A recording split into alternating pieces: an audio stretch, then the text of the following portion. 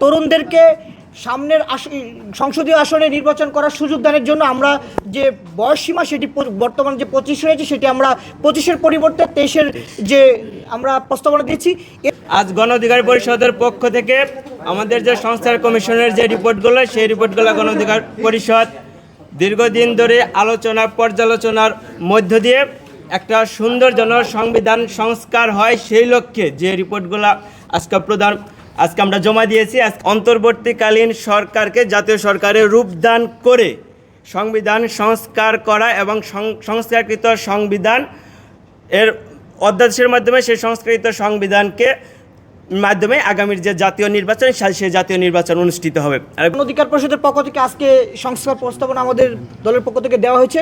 আমরা বেসিক কিছু বিষয় নিয়ে আপনাদেরকে একটু জানাচ্ছি। সেটা হচ্ছে আমরা যে নারী আসনের ক্ষেত্রে যে 100 আসন যে প্রস্তাবনা করা হয়েছে আমরা সেটির সাথে একমত। পাশাপাশি আপনারা জানেন যে সংবিধানের যে 70 অনুচ্ছেদ রয়েছে সেই অনুচ্ছেদের ক্ষেত্রে অনেকেই এ বিষয়ে কথা বলতে চান। আমরা গণ অধিকার পরিষদের পক্ষ থেকে মনে করি যে এই 70 অনুচ্ছেদ অবশ্যই সংশোধন হওয়ার প্রয়োজন রয়েছে। এই বিষয়গুলোর পাশাপাশি তরুণদেরকে সামনের সংসদীয় আসনে নির্বাচন করার সুযোগ দানের জন্য আমরা যে বয়সসীমা সেটি বর্তমানে যে 25 রয়েছে সেটি আমরা 25-এর পরিবর্তে 23-এর যে আমরা প্রস্তাবনা দিয়েছি। এছাড়াও আমাদের পক্ষ থেকে প্রায় 90% প্রস্তাবনার ক্ষেত্রে আমরা একমত, বাকি কিছু ক্ষেত্রে দ্বিমত আর কিছু ক্ষেত্রে আংশিক। আমরা এখানে খুব পরিষ্কারভাবে বলেছি যে এই সংস্কারকৃত সংবিধান কিভাবে কার্যকরী হবে। আমাদের প্রস্তাবটা খুব স্পষ্ট। জাতীয় ঐক্যমতের ভিত্তিতে অন্তর্বর্তীকালীন সরকারকে জাতীয় সরকারের রূপদান করতে হবে এবং এই সংবিধানকে একটি সামাজিক চুক্তি হিসেবে গ্রহণ করে অধ্যাদেশের মাধ্যমে কার্যকরী করতে হবে এবং এই সংবিধানের অধীনে নির্বাচন অনুষ্ঠিত হবে।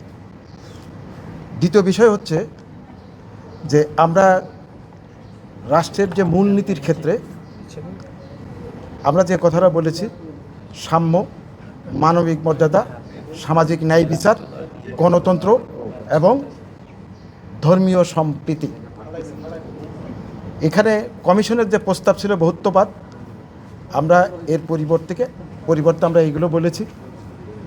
আর আরেকটি বিষয় হচ্ছে খুবই গুরুত্বপূর্ণ, সেটা হলো যে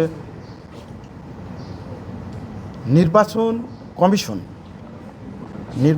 কমিশন এবং অন্যান্য যে বিষয়গুলো সাংবিধানিক প্রতিষ্ঠানে পরিণত করার কথা বলা হয়েছে এবং এই কমিশনের একটি প্রস্তাবকে আমরা খুবই অভিনন্দন দিয়েছি আমাদের দলের পক্ষ থেকে, যে এনসিসি ন্যাশনাল কনস্টিটিউশনাল কাউন্সিল এই চিন্তাটাকে আমরা খুব অভিনন্দন জানিয়েছি এবং আমরা অনেক ক্ষেত্রে আমাদের প্রস্তাবে এনসিসির উপরে অনেক ক্ষমতায়নের কথা আমরা বলেছি।